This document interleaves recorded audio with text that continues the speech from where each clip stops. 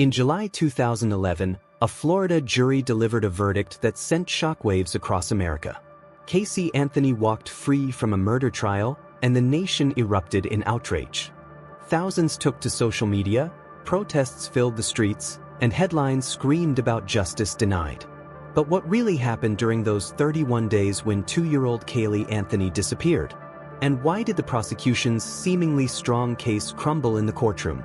Today, we're diving deep into America's most controversial murder trial, examining the evidence, the players, and the aftermath that continues to divide public opinion to this day. Our story begins on a sweltering June day in Orlando, Florida, in 2008. 22-year-old Caylee Anthony lived with her parents, George and Cindy Anthony, and her 2-year-old daughter Caylee in what appeared to be a typical suburban home. But beneath the surface, tensions were building. On June 16, 2008, Caylee left the house with Caylee, telling her mother they were going to see the nanny, a woman Caylee called Zenaida, or Zani, Fernandez-Gonzalez. Caylee mentioned they might head to Tampa for a work trip the next day. It would be the last time anyone would verifiably see Caylee Anthony alive. What happened next defies comprehension. For 31 days, Caylee lived her life as if nothing had changed. She went to parties, stayed with her boyfriend, got a tattoo that read Bella Vita, beautiful life in Italian, and when friends asked about Caylee, she had ready explanations. The child was with the nanny. She was visiting family. She was at the beach. During this crucial month, Caylee's behavior became increasingly erratic to those who knew her well. She avoided her parents' calls, made excuse after excuse about why they couldn't see Caylee, and spun increasingly elaborate lies about her whereabouts. The first crack in Caylee's carefully constructed facade came when her car was found abandoned in an Orlando parking lot and towed away. When George Anthony, her father, went to retrieve the vehicle from the impound lot, he immediately noticed something was terribly wrong. Both George and the tow yard manager detected what they described as an overwhelming, nauseating smell emanating from the trunk. George later testified that he recognized the odor. It smelled like death, like human decomposition. His heart sank as he approached the car, fearing the worst. When they opened the trunk, however, they found only a bag of rotting garbage. But that smell, that unforgettable stench, would become a crucial piece of evidence in the case that followed. Cindy Anthony, Caylee's mother, had reached her breaking point. On July 15, 2008, she called 911, and in that call, her desperation was palpable. She told the dispatcher that Caylee's car smelled like someone had died in it, and that she hadn't seen her granddaughter for 31 days. The recording of that call would later be played repeatedly in courtrooms and on television, capturing the raw emotion of a grandmother's worst fears coming true. When police questioned Caylee about Caylee's whereabouts, she doubled down on her lies with stunning audacity. She stuck to her story about the nanny, providing police with specific details about Zenaida Fernandez-Gonzalez. She gave them an address, described the woman's appearance, and maintained that this nanny had kidnapped Caylee. Police immediately investigated the apartment Caylee claimed belonged to the nanny. What they discovered was devastating to Caylee's credibility. The apartment had been vacant for over 140 days. No one named Zenaida Fernandez-Gonzalez lived there or had any connection to the address.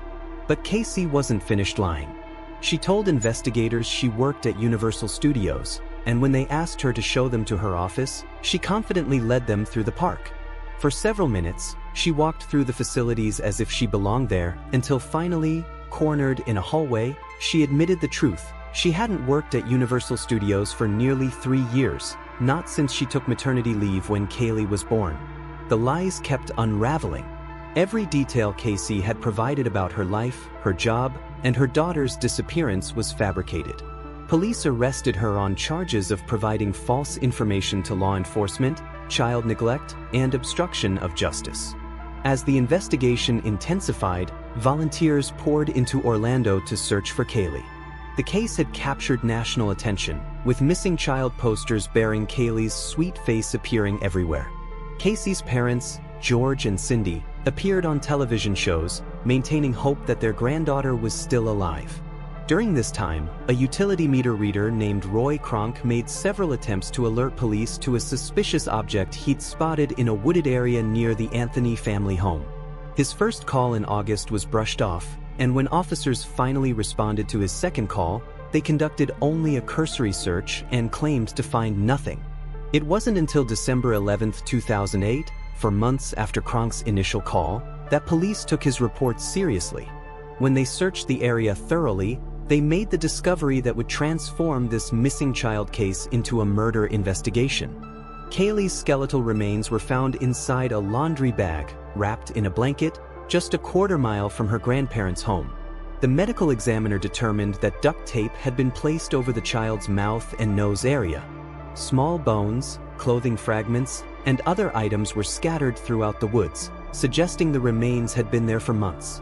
On December 19, 2008, dental records confirmed what everyone feared: the remains belonged to 2-year-old Caylee Anthony. The medical examiner ruled the death a homicide, though the exact cause could not be determined due to the advanced state of decomposition. With Caylee's remains discovered, prosecutors escalated the charges against Casey. On October 14, 2008, a grand jury indicted her on first-degree murder, aggravated child abuse, aggravated manslaughter of a child, and multiple counts of providing false information to police. The state of Florida announced they would seek the death penalty, sending shockwaves through the legal community and the public. This wasn't just about a missing child anymore. This was about a mother allegedly murdering her own daughter and facing execution if convicted. Casey maintained her innocence, pleading not guilty to all charges. Her defense team, led by relatively unknown attorney Jose Baez, faced the daunting task of defending a client who had lied repeatedly to police and whose behavior during her daughter's disappearance seemed inexplicably callous to most observers. The case became a media sensation. Television personality Nancy Grace, who dubbed Casey Tot Mom, covered the case relentlessly on her show. The story dominated cable news, with pundits and legal analysts dissecting every piece of evidence and speculating about Casey's guilt or innocence. When the trial began on May 24, 2011, prosecutor Linda Drain Burdick laid out what seemed like a compelling case against Caylee Anthony. The prosecution's theory was straightforward but damning. Casey had grown tired of the responsibilities of motherhood and had murdered her daughter to free herself for a party lifestyle. According to prosecutors, Casey had used chloroform to incapacitate Caylee, then suffocated her with duct tape before disposing of the body in the woods near her parents' home. The smell of decomposition in Casey's car, they argued, was evidence that she had transported her daughter's remains in the trunk. The prosecution presented several key pieces of evidence. First, they revealed that someone using the Anthony family computer had searched for chloroform multiple times, along with terms like household weapons and neck breaking. They also discovered searches for foolproof suffocation on the day Caylee died. While they couldn't prove Casey had conducted these searches, she had used the password-protected account where they were found.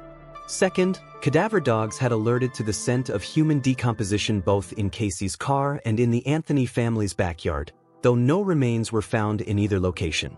Third, FBI hair analyst Sebastian Shaw testified that a hair found in Casey's trunk belonged to Caylee and showed root banding, a characteristic Shaw claimed occurred only after death.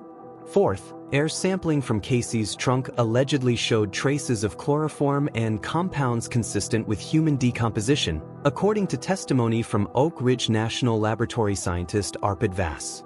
Finally, there was the duct tape found with Caylee's remains. Dr. Jan Garavaglia, the medical examiner, testified that the tape had been placed on Caylee's face before decomposition, suggesting it was the murder weapon. The prosecution painted a picture of a selfish young mother who saw her child as an obstacle to the carefree life she wanted to live. They highlighted Casey's behavior during the 31 days Caylee was missing, the parties, the tattoo, the apparent lack of distress, as evidence of her guilt. Jose Baez faced an enormous challenge in defending Caylee Anthony. The evidence seemed overwhelming, public opinion was strongly against his client, and the prosecution was seeking the death penalty. But Baez had a different theory of what happened to Caylee Anthony. In a shocking opening statement that stunned the courtroom, Baez claimed that Caylee had accidentally drowned in the family's swimming pool on June 16, 2008. According to the defense, George Anthony had found his granddaughter's body and, in a panic, decided to cover up the accident to protect Caylee from potential child neglect charges. Baez alleged that George, with Caylee's knowledge, had disposed of Caylee's body in the woods and created an elaborate cover-up that included staging the discovery of the remains. The defense claimed that Caylee's strange behavior after Caylee's death was the result of psychological trauma from years of sexual abuse allegedly perpetrated by her father, George. The defense strategy was risky but brilliant in its audacity. Instead of simply trying to create reasonable doubt about the prosecution's murder theory, Baez was offering the jury an alternative explanation for Caylee's death, one that didn't require them to believe Caylee was a cold-blooded killer. Baez systematically attacked each piece of the prosecution's evidence. He brought in forensic pathologist Dr. Werner Spitz, who performed his own autopsy on Caylee's remains. Dr. Spitz testified that the duct tape had been applied after decomposition, not before, undermining the prosecution's theory that it was the murder weapon. The defense revealed that the computer search evidence was flawed. John Dennis Bradley, the software designer who had testified about the chloroform searches, later admitted there was a bug in his program. Instead of 84 searches for chloroform, there had been only one. Baez challenged the reliability of the cadaver dog evidence and the air sampling tests, pointing out that these forensic techniques had never been used successfully in a criminal trial before. Perhaps most importantly, the defense highlighted the circumstantial nature of the prosecution's entire case. There was no direct evidence linking Caylee to her daughter's death, no eyewitnesses, no confession, and no clear cause of death. Over 6 weeks, the Caylee Anthony trial became must-see television. The proceedings were broadcast live, and millions of Americans followed every twist and turn. The testimony was often technical and complex, involving forensic science, computer evidence, and expert opinions on everything, from hair analysis to the behavior of cadaver dogs. George Anthony's testimony was particularly crucial. He denied the defense's allegations of sexual abuse and insisted he had nothing to do with covering up Caylee's death. However, the defense managed to raise questions about his credibility, particularly regarding his whereabouts on the day Caylee allegedly died and his relationship with volunteer searcher Crystal Holloway, who claimed George had told her Caylee's death was an accident that snowballed out of control. Cindy Anthony, testifying for the defense, made a surprising claim that contradicted earlier prosecution evidence. She said she had been responsible for the chloroform search on the family computer, claiming she had meant to search for chlorophyll but misremembered the term. This testimony was particularly damaging to the prosecution because work records seemed to show Cindy was at her job when the search occurred. As the trial progressed, it became clear that the prosecution's case, while compelling in the abstract, had significant holes when subjected to rigorous cross-examination. The forensic evidence was more ambiguous than initially presented, the computer searches were less damning than they first appeared, and alternative explanations for key pieces of evidence seemed plausible. On July 5, 2011, after deliberating for just over 10 hours, the jury delivered a verdict that stunned the nation.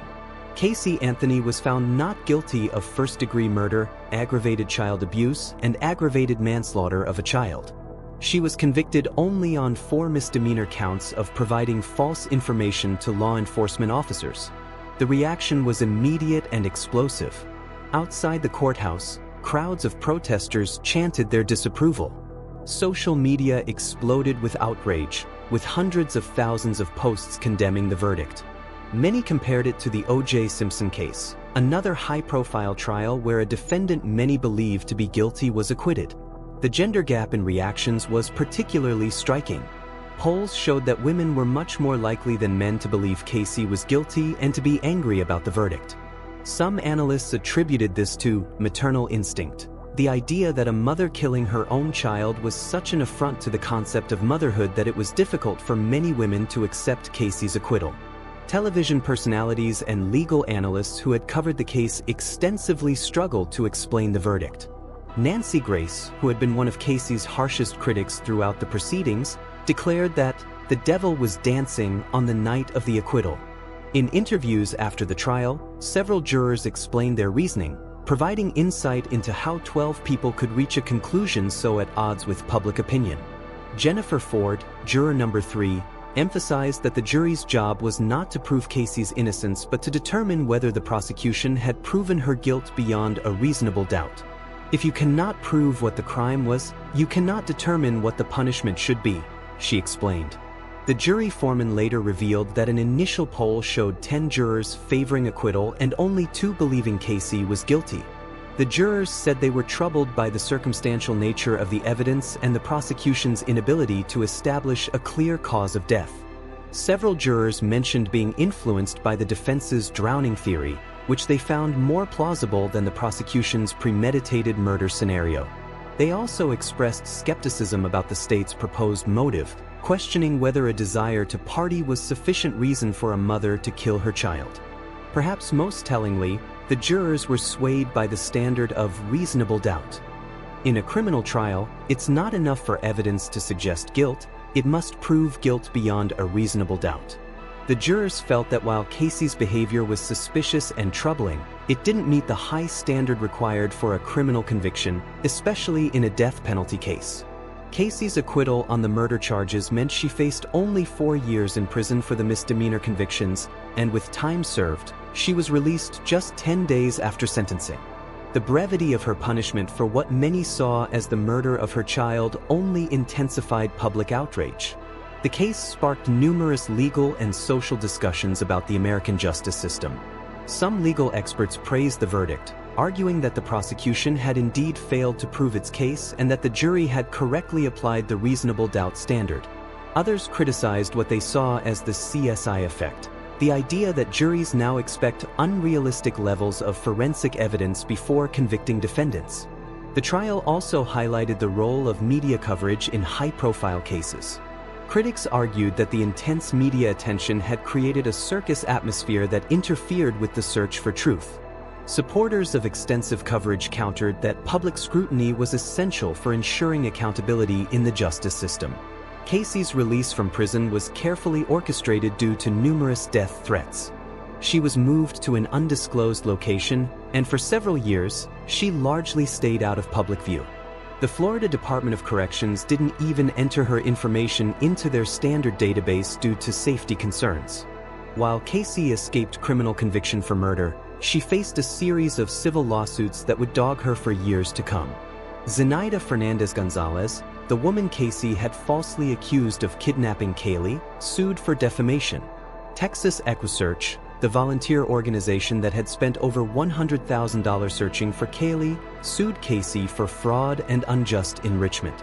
Roy Kronk, the meter reader who had discovered Caylee's remains, also filed a defamation lawsuit, claiming Casey's defense team had unfairly portrayed him as suspicious during the trial. In 2013, facing mounting legal bills and potential judgments, Casey filed for bankruptcy, listing liabilities between $500,000 and $1 million. Most of the civil cases were eventually resolved through settlements or dismissals, but they kept Casey in legal limbo for years after her criminal trial ended. The state of Florida also sought reimbursement for investigation and prosecution costs, eventually winning a judgment requiring Casey to pay $217,000, though it's unclear whether this money was ever collected. The Caylee Anthony case sparked a nationwide movement to create new legislation requiring parents to report missing children more quickly. Dubbed Caylee's Law by advocates, these proposals gained momentum across multiple states. A Change.org petition calling for such legislation gathered nearly 1.3 million signatures, demonstrating the public's desire for legal changes in response to the case. Lawmakers in Florida, Oklahoma, New York, and West Virginia began drafting various versions of mandatory reporting laws. The proposed laws typically require parents or guardians to notify police within 24 hours of a child's disappearance, with felony penalties for failure to report. Supporters argue these laws could prevent cases like Caylee's, where crucial time was lost while a parent concealed a child's disappearance. Critics, however, warn that such laws could be counterproductive, leading to over-reporting of minor incidents and potentially criminalizing innocent behavior by confused or frightened parents. They argue that the laws are more about public emotion than effective child protection. Despite the trial's conclusion, fundamental questions about Caylee Anthony's death remain unanswered. The medical examiner's ruling of homicide by undetermined means reflects the reality that we may never know exactly how or why this 2-year-old died. The defense's drowning theory, while accepted by some jurors as a reasonable alternative to murder, was never proven. Physical evidence of an accidental drowning would be difficult to detect after months of decomposition, leaving the possibility forever in the realm of speculation. Similarly, the prosecution's murder theory, while rejected by the jury, hasn't been definitively disproven. The circumstantial evidence that formed the backbone of their case, the computer searches, the smell in the car, Casey's behavior, remains part of the public record, interpreted differently by different observers. New information has continued to emerge over the years. In 2012, it was revealed that investigators had missed crucial computer evidence, including a search for foolproof suffocation conducted on the day Caylee allegedly died. This evidence might have strengthened the prosecution's case, though it's unclear whether it would have changed the outcome. Caylee Anthony remained largely out of the public eye for over a decade after her trial, but she has gradually begun to re-emerge in recent years. In 2022, she participated in a documentary series titled Caylee Anthony, Where the Truth Lies, where she continued to maintain her innocence and discussed her life after the trial. Most recently, in March 2025, Caylee made headlines by launching a presence on social media platform TikTok and starting an email newsletter on Substack. She announced her intention to work as a legal advocate, particularly for women and LGBTQ individuals, marking a dramatic public return after years of relative anonymity. As of 2025, Caylee reportedly lives in Tennessee, where she moved in 2024 to be with her now ex-boyfriend. Her attempt to rebrand herself as an advocate has been met with skepticism and criticism from many who remember the trial and its aftermath.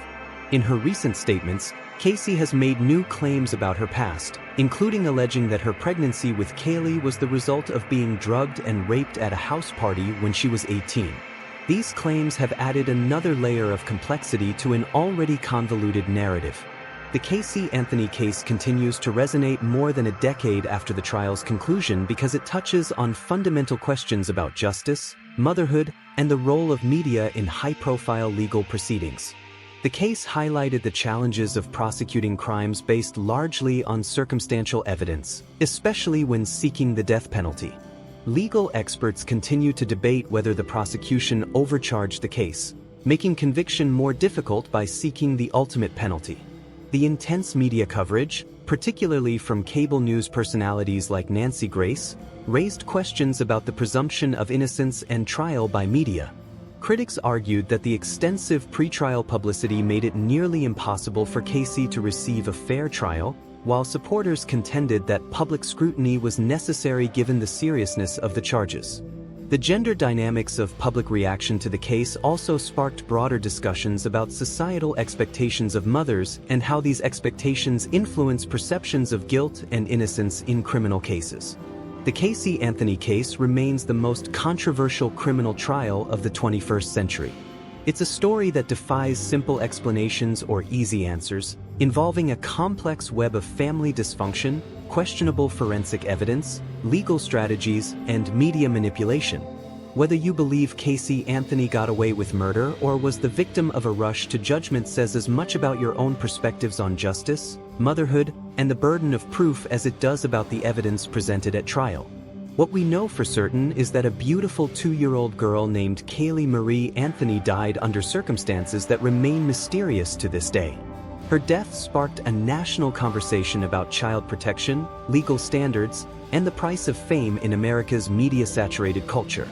The case also serves as a reminder of the imperfect nature of our justice system. Sometimes, despite our best efforts to find the truth, we're left with more questions than answers. The reasonable doubt standard, while essential to protecting the innocent, sometimes means that those who may be guilty go free. As Caylee Anthony attempts to rebuild her life and rebrand her image, the questions that captivated America more than a decade ago remain largely unanswered. What really happened to Caylee Anthony on that June day in 2008? Was it murder, accident, or something else entirely? Unless new evidence emerges or someone comes forward with new information, we may never know.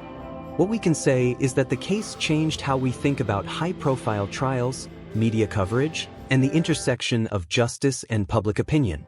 It remains a case study in the complexities of the American legal system and the enduring power of doubt in the face of seemingly overwhelming circumstantial evidence. What do you think happened to Caylee Anthony? Do you believe the jury got it right, or was justice denied? The case continues to divide opinion more than 14 years later, and your perspective matters in this ongoing conversation about one of America's most controversial trials. Leave your thoughts in the comments below, but remember to keep the discussion respectful. This case involves the death of a child and has caused immeasurable pain to many people over the years. If you found this deep dive into the Caylee Anthony case informative, please give this video a thumbs up and subscribe for more in-depth looks at cases that have shaped our understanding of crime and justice in not only America, but worldwide. Hit that notification bell so you don't miss our upcoming episodes on other cases that have divided public opinion and challenged our assumptions about guilt and innocence. What other controversial cases would you like us to examine? Let us know in the comments what you'd like to see next. And here's a question that still haunts many people who followed this case. If Caylee Anthony didn't kill her daughter, who did? And if it really was an accident, why go to such elaborate lengths to cover it up? These are the questions that keep this case alive in the public imagination more than a decade after the trial that divided America. Thanks for watching, and I'll see you in the next video. Until then, stay safe, stay informed, stay smart.